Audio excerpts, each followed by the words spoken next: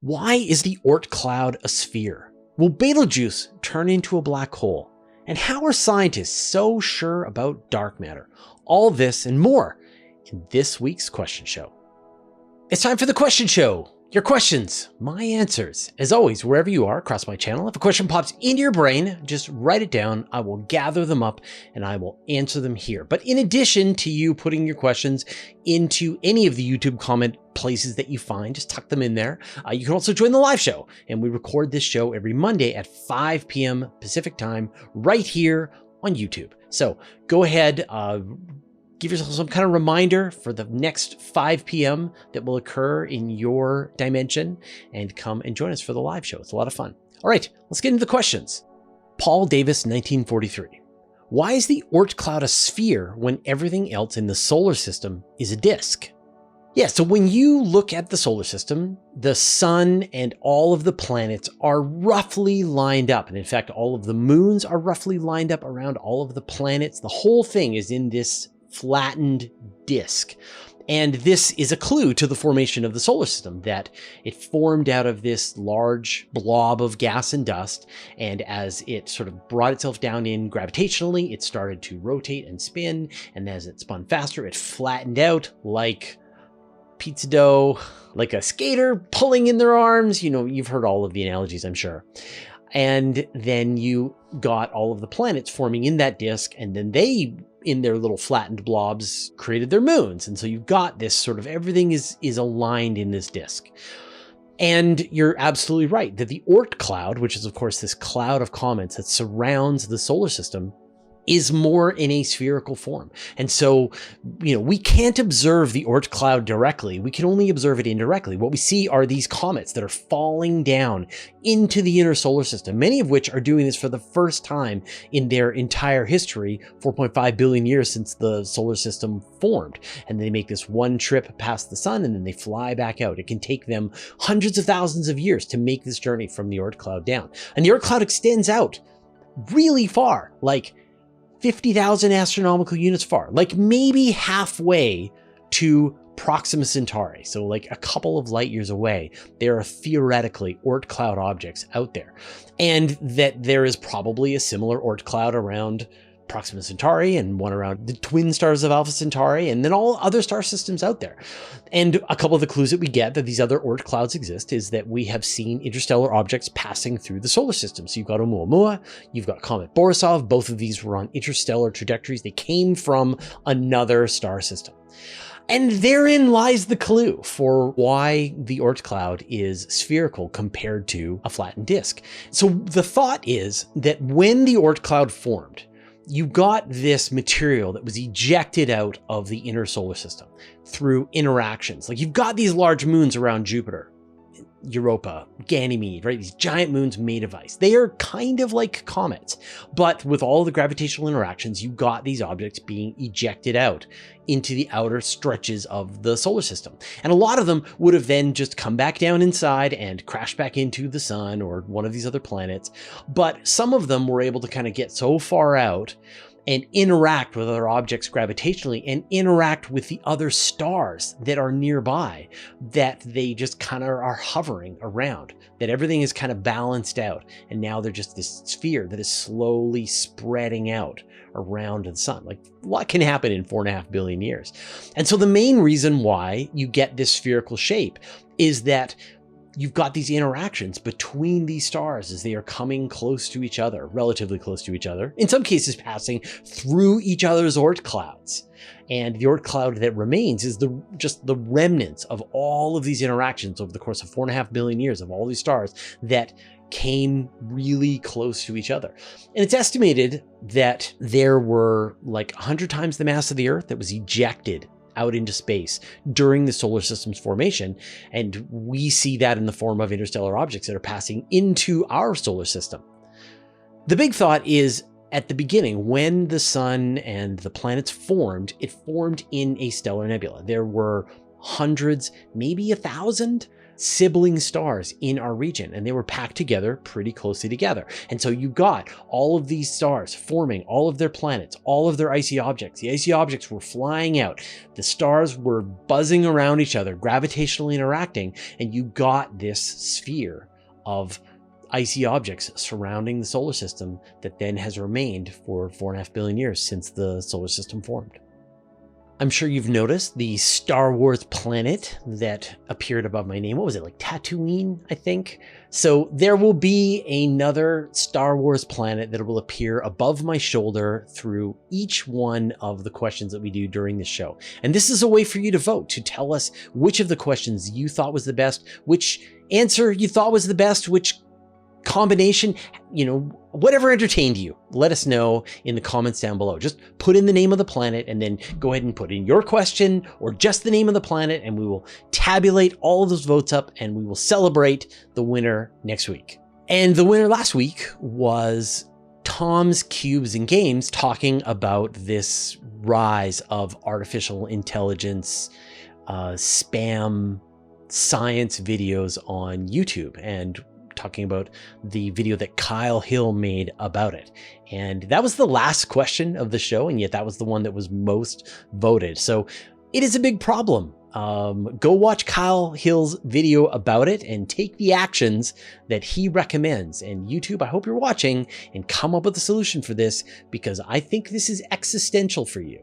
All right, let's continue on with the questions. Stars String Stream. Could field stars be similar to population 3 stars in that they have no metals? So I'll have to sort of decode this a little bit. So field stars are these stars that are not associated with any galaxy. They are the stars in between galaxies. And there's 2 sources of field stars that's believed. One is that they are ejected kind of in the same way that icy objects were ejected from the solar system early on in its formation. Stars can be ejected by these galaxies early on in their formation, in their interactions between each other. Stars can be torn away. They can be ejected through interactions with the supermassive black hole at the heart of the Milky Way, or they can be thrown out because of a supernova, but they can also just be like part of a tidal tail that's strewn out and snapped away off into space. And so they were once part of a galaxy, and now they have been given the boot. Now they're flying on their own. But the other theory is that they formed in place, that the biggest blobs of gas and dust came together to form galaxies. But you're always going to have the occasional piece of gas and dust. Sort of imagine a bell curve. And so most of it is concentrated at the heart of the bell curve, but you're still going to have outliers, smaller pieces that just never found their way into a galaxy. And so you could end up with a tarantula nebula out there in space that never joined a larger galaxy. And so it's all on its own.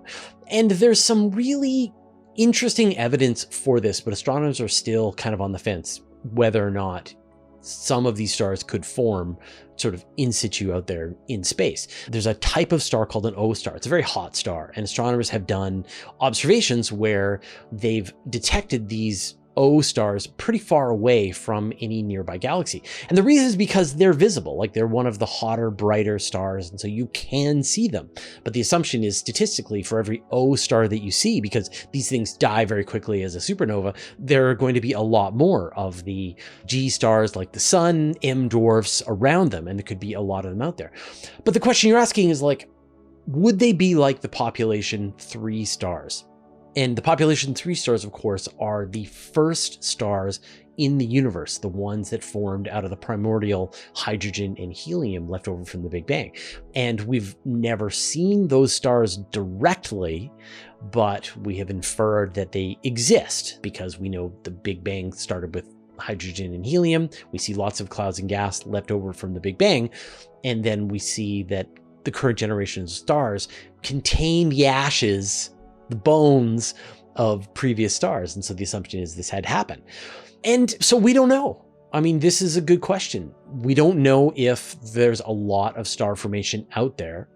And if there is, we don't know the ages of the stars. So there could very well be these clouds of primordial hydrogen and helium that formed a bunch of stars, some of which were red dwarf stars, that have been around for the entire age of the universe, and all of the brighter stars died a long time ago, but they're just too far away for us to see. And anything gets you close to a galaxy where you can actually see it has now mixed up and become polluted with other stars. And so we just don't know.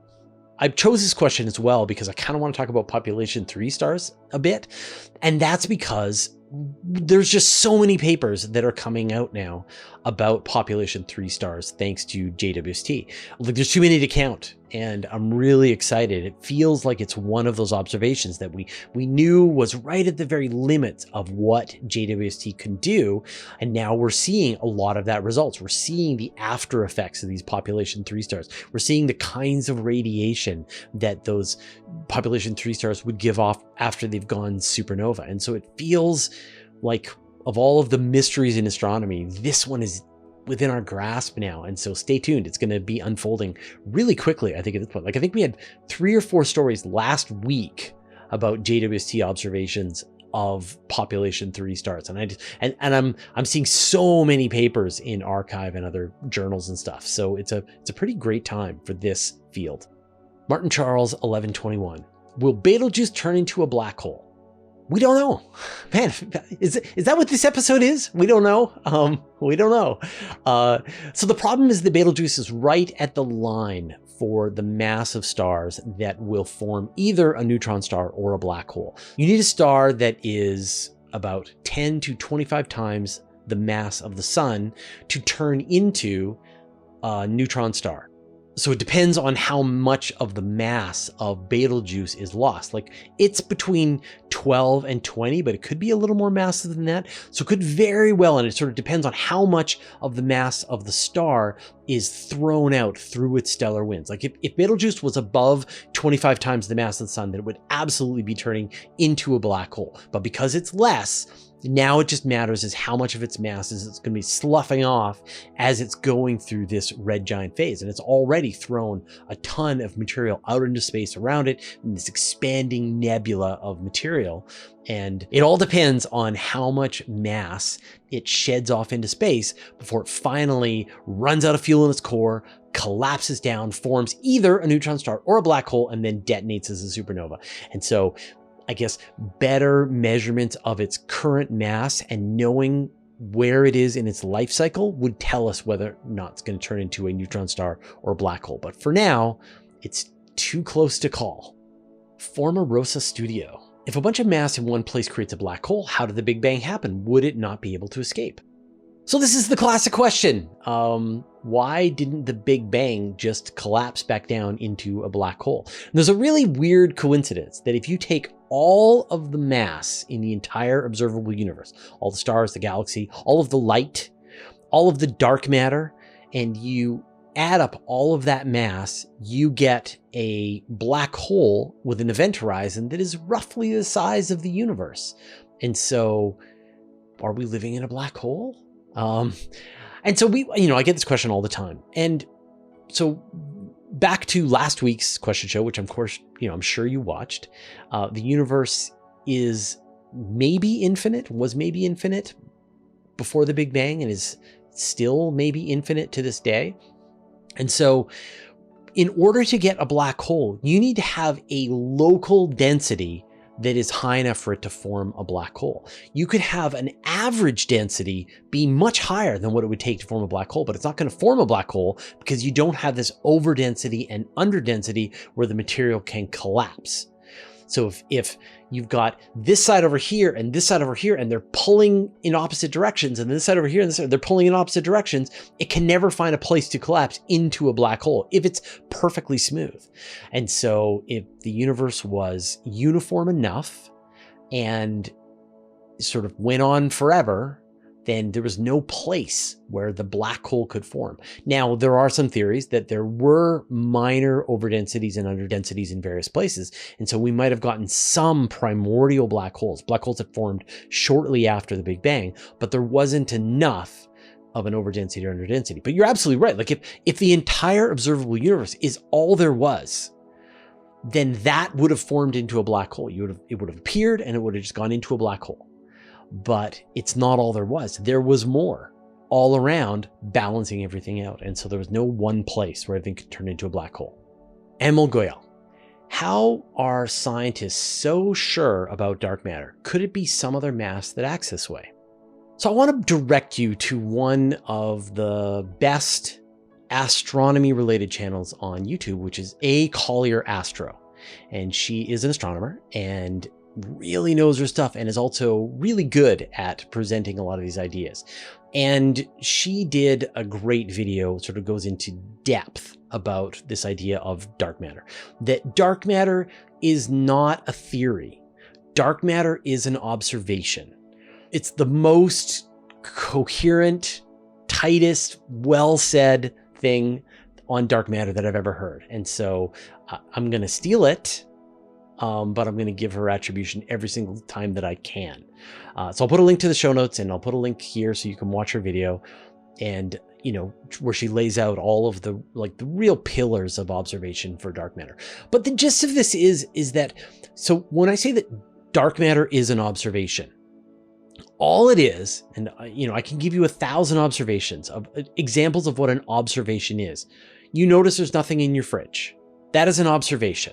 You're like, you open up your fridge, there's nothing in my fridge. You have made an observation. You notice that a car drove by is red. You notice a red car. That is an observation.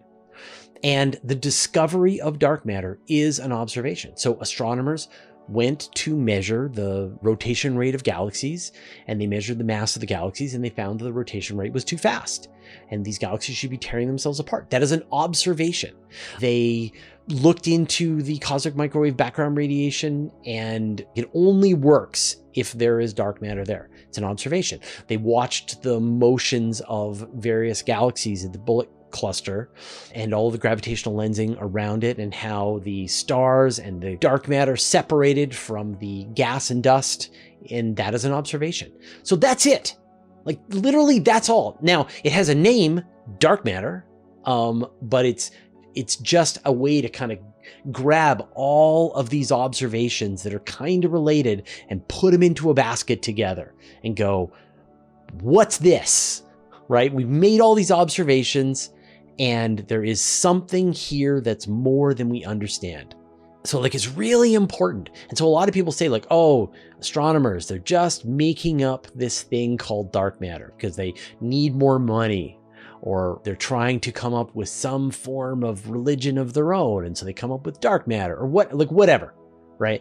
But no, dark matter is an observation. And if you had the ability, and in fact, in her video, she talks about how amateur astronomers with good backyard gear can make some of the observations that show that dark matter is there. You, with enough motivation, can confirm the observation of dark matter. So like, what is it? We don't know. We don't know. Like, just because you get to make an observation, right? So, you know, back to my observation of the red car driving by, make an observation, red car driving by, and your friend goes, well, what kind of car was it? And you're like, I don't know. I don't understand cars. What was the name of the driver? I don't know. I didn't see the driver. And even if I did, I don't know his name, right? Is there a way we could find out what kind of car it was? Okay, maybe. Like maybe there's some road cameras that saw the car go by. Is there a way to figure out the drivers? Well, maybe we see the road cameras. Maybe someone saw the license plate. Maybe we can ask the police. They can tell us who the driver was. Like there are ways you can figure this out. But you just made the observation. So astronomers have attempting to constrain how dark matter works. They have been making various observations, more complicated observations, more sensitive observations, trying to sort of focus on very specific variables. And we know that whatever this thing is, it only interacts with regular matter through gravity, but it doesn't interact with itself, and it doesn't interact through electromagnetic radiation, or if it does it very rarely. There's a lot of it out there, like 10 times as much as there is regular mass. That's it. Like, you know, and then various ideas have been proposed. Like, well, maybe it's neutrinos. Oh, no, it can't be neutrinos because neutrinos move too quickly. They're too hot. Could it be that we don't understand gravity at the largest distances? Maybe, right? That's a possibility. So right now we're in the, you know, calling to find out if we can get the license plate number so we can figure out who the person, like it is a mystery. and astronomers are trying to solve it. And it seems like an important mystery because, 10 times as much of the universe is this dark matter than the regular stuff that we see and we're made out of. And so it makes sense that we should try and solve it. But right now, where we stand, and same thing with dark energy. Like, dark energy is just an observation. Galaxies are accelerating away from us. That's it. That's the observation. Why? We don't know. What's causing it? We don't know. What's the underlying force? We don't know. Will it cause the universe to tear itself apart? We don't know. Just, this is the observation. Weird, huh? That's it. Let's figure it out. And so our curiosity leads us forward. If you like my answers to your questions, as well as the other things that we do at Universe Today, consider joining our Patreon club. This allows us to keep a minimum ads for everybody. And as a patron, you'll get an ad-free experience on universetoday.com for life, even if you unsubscribe. You get ad-free videos, early access to interviews, as well as other perks that are exclusive to our Patreon community. Thanks to everyone who has already subscribed, and welcome to the recent newcomers: Brendan, Samuel Dahl, Nathan Barton, Adam Schaefer, Anders Lund, Brian Crody, Roger Lee, Anders Waylander, Daniel Llewellyn, Ron Gilbert, Bernard, and Amy Zhang. Join the club at patreon.com/universetoday. Guy Bisson. When Betelgeuse star goes supernova, will it generate gravitational waves detectable by LIGO stations? Maybe. God, this is like the maybe show, isn't it? So we talked about Betelgeuse, and everyone knows that Betelgeuse could very well be at the very end stages of its life. It could explode in our lifetime. It might not explode for another 100,000 years, but it's going to explode relatively soon, astronomically speaking. And so the question you're asking is that, will that generate gravitational waves? So gravitational waves are generated whenever mass moves. And so right now I'm waving my hand, and so I'm generating gravitational waves. They're ripples of space-time. They're emanating out from my hand as I wave to you. But they're not very big, and they are not going to be detectable as they pass through you, which they already have. The gravitational waves that I generated by waving at you have already gone through your body. You need really extreme events for them to be detectable by LIGO. You need colliding black holes, colliding neutron stars, maybe a colliding white dwarf and a colliding neutron star. But it is theoretically possible to detect the gravitational waves from a single supernova. But you need the supernova to do something weird. You need it to be asymmetrical. So imagine you've got this supernova and it collapses inward and all of its layers come together, but it doesn't quite collapse at exactly the same rate. So that when all this material bounces off the core, turns into this neutron star black hole, the whole thing jiggles, shakes, wobbles, does something really extreme, some kind of kick. And so you get this really extreme shifting of mass very quickly, like it had a balloon popping. And, the balloon flying off into space. And it has been theorized. In fact, there was a paper that just came out a couple of weeks ago. I think we reported it on Universe Today. If not, we're about to, that LIGO should be able to detect the gravitational waves from some nearby Betelgeuse scale supernova explosions. And so it does seem like a star like Betelgeuse, or maybe some other star that goes supernova within a few thousand light years of us, could be detectable. And if it did, then it would confirm different kinds of theories. It would give us some theories about the way these supernova go off, what the final stage, it would be incredible to get the gravitational wave signal, the chirp, coming from a star that just went supernova, because it did something so weird, so unusual, that it proved some theories, disproved other theories. It would be just an amazing data piece to get. But the other thing that Betelgeuse is going to do when it explodes is it's going to release a burst of neutrinos. And in fact, there is a network right now of neutrino detectors called the Supernova Detection Network, which are scanning the sky, listening for a burst of neutrinos. Because when a star like Betelgeuse explodes as a supernova, you get all of these layers that are coming down, they're collapsing inward, they're reaching the core. You get this burst of neutrinos comes out, and they're moving at close to the speed of light. The radiation is kind of trapped inside the outer layers of the star, and it has to sort of tear its way through the star to get out into space. And that takes it a couple of seconds.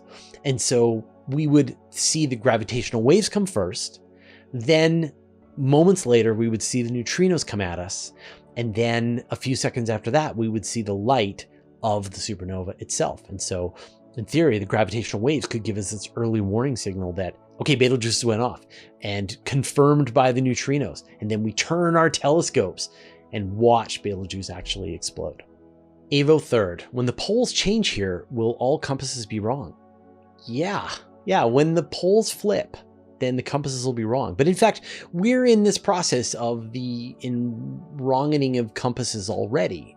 The Earth's north magnetic pole wanders and has wandered fairly significant. So where the magnetic pole used to point is off by a couple of 100 kilometers from where it is today.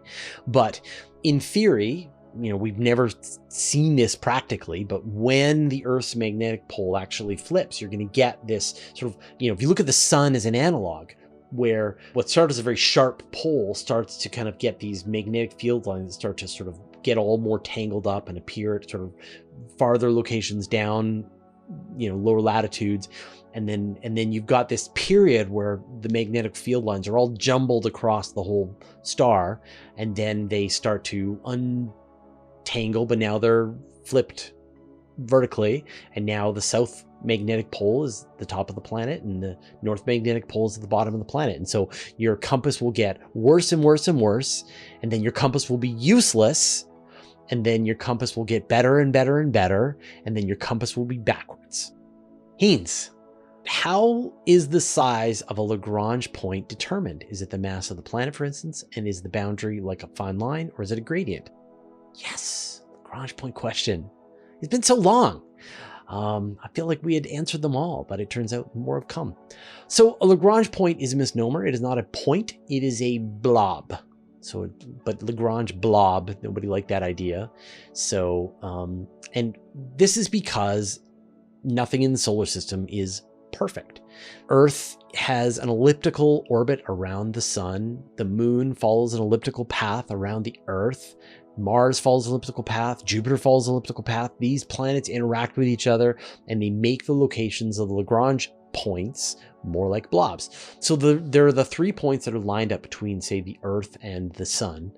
And so you can never be on the Lagrange point. It's not like you could balance your spacecraft perfectly in the Lagrange point, and then from that point on, just like you're stacking rocks, right? And just walk away from it, because the position of this Lagrange point is shifting around depending on the location of the Earth in its orbit, depending on the position of the moon, depending on the distance to Jupiter. All these gravitational factors are causing, it is a moving target. So try stacking a rock on a bumper car, right? It's tricky. As it's moving around randomly in random directions. And then the L4 and the L5, think of them like big, wide valleys, big hollows. And so when we send a spacecraft into the L4 or the L5, they're not sitting at a point, they are just orbiting around in an area that is gravitationally stable, that is fully contained within the Lagrange blob. And with the L4 and the L5, because they are valleys, as long as you roughly get into that area and you don't stray outside of the Lagrange area, then you're going to be stable and you're going to be trapped inside the region of the Lagrange point. So they're like a mathematical measurement, sort of like the perfect number, but really everything is just fuzzy and depends on the motions of all of the objects in the solar system. Joy Thief, what science-based discovery do you most hope will be discovered, understood in your lifetime? Are we alone in the universe? Like this is a scientific question, right? If I fly off to Proxima Centauri and I land on one of the planets around Proxima Centauri, will I see life? And if not there, is it at Alpha Centauri or anywhere across the entire Milky Way?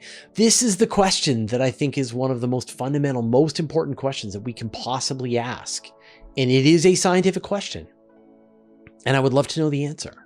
And this is like why I think it's so funny that people say like, I'm not ready to handle the truth. I'm ready. Tell me. Like, show me the evidence that we are not alone in the universe. I can't wait. It'd be so great to find out conclusively that we are not alone. And so I just need a lot of evidence to convince me that we are alone or not alone. But yeah, that times 1,000. Like every other thing that I'm interested in is eclipsed by that question. Must watch, must read.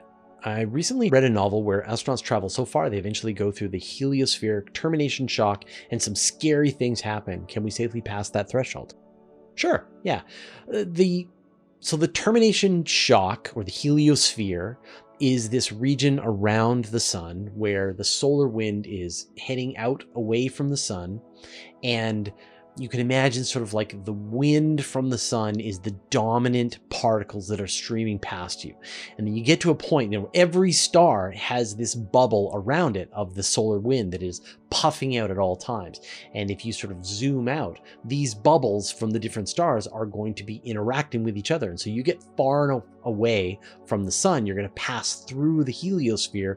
And, they call this the termination shock, that it is this place where you've got this sort of high density where the solar wind is impacting the collective interstellar wind from the rest of the stars in the Milky Way.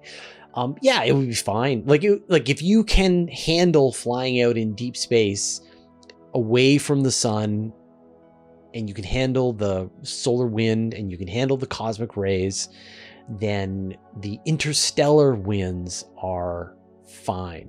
Because like just stellar winds themselves are so much less damaging than cosmic rays. Like cosmic rays are the worst. They're really hard to stop. Like you can put a little bit of material between you and the solar wind and you'll probably be fine. Like not during a coronal mass ejection. That's a bad day, but just in general, like you don't want to be in a solar storm. But in general, it's the cosmic rays that are blasting through. What do we talk about? 150 times more than the energy of a whisper, right? In an individual iron particle that is busting through your DNA. That is the thing that we need to be worried about. And they don't care about heliospheres, helioshocks. They care very little about atmospheres, but enough that we're safer down here on Earth. Ryan Mortensen, how large would an accretion disk have to be on Sagittarius A for its light to be visible from Earth? So the center of the Milky Way is shrouded in gas and dust. And so we, with a regular visible light telescope, can't see the center of the Milky Way. And in fact, for the longest time, astronomers called this sort of blob, the center of the Milky Way, they called this the zone of avoidance. But really, it should be like the zone of don't bother, right? Just don't bother pointing your telescope in that direction because there's just gas and dust and you're not gonna be able to see anything and you're just gonna be frustrated. And I know you wanna see the center of the Milky Way, but it's not gonna work and you can't see what's on the other side because it's just obscured. So don't bother. But then we got infrared telescopes. And suddenly these telescopes are able to peer through the gas and dust, and astronomers were able to see the stars moving around the black hole at the heart of the Milky Way. They were able to see through this zone of avoidance, the zone of don't bother, to the galaxies that are on the other side and be able to figure out what the great attractor is. It's a bunch of galaxies. So imagine if the supermassive black hole at the heart of the Milky Way became a quasar and started to actively feed on stellar material. Maybe it would happen during our collision with Andromeda. And now suddenly this giant supermassive black hole turns on and is like gobbling up material and blasting out. We still wouldn't be able to see it with our eyes because it is obscured by the gas and dust, by the zone of don't bother. So you could point your telescope at it and you wouldn't be able to see it. And we could stand outside together and look up in the direction where we know is the center of the Milky Way and we wouldn't see anything. It's only with very powerful infrared telescopes that you could peer through that material and even just like detect the presence of the quasar itself. And it, like, objectively speaking, it wouldn't be that bright. So even if you did clear away the gas and dust, you probably still wouldn't be able to see it. It's just like not that impressive, which sucks, I know, right? Like you want quasar, like you just imagine it's going to be this amazing swirling cloud that we would see with jets that are coming out of it. But we wouldn't see that because we have neat cameras in our eyeballs, and it takes giant telescopes the ability to see in other wavelengths, the ability to make long exposures to be able to see that kind of thing. All right, so those are all the questions that we had this week. Thank you everyone for asking them, both in the YouTube comments and everybody who showed up live and hammered me with more questions. We do the show live every Monday at 5 p.m. Pacific time, so come and join us. And don't forget to vote. All right, we'll see you next week. If you want to stay on top of all the important space news, join my weekly email newsletter. I send it out every Friday to more than 60,000 people. I write every word, there are no ads, and it's absolutely free. Subscribe at universetoday.com/newsletter. You can also subscribe to the Universe Today podcast. There you can find an audio version of all of our news, interviews, and Q&As, as well as exclusive content. Subscribe at universetoday.com/podcast or search for Universe Today on Apple Podcasts, Spotify, or wherever you get your podcasts. A huge thanks to everyone who supports us on Patreon and helps us stay independent and keeps ads at a bare minimum. Thanks to all the interplanetary researchers, the interstellar adventurers, and the galaxy wanderers. And a special thanks to Antonio Lofilara, Dustin Cable, Just Paul Davis, Vlad Shipolin, Jay Dennis, David Giltonan, Modzo, George, Jeremy Mattern, Jordan Young, Tim Whalen, Dave Verboff, Andrew Gross, and Josh Schultz who support us at the Master of the Universe level. All your support means the universe to us.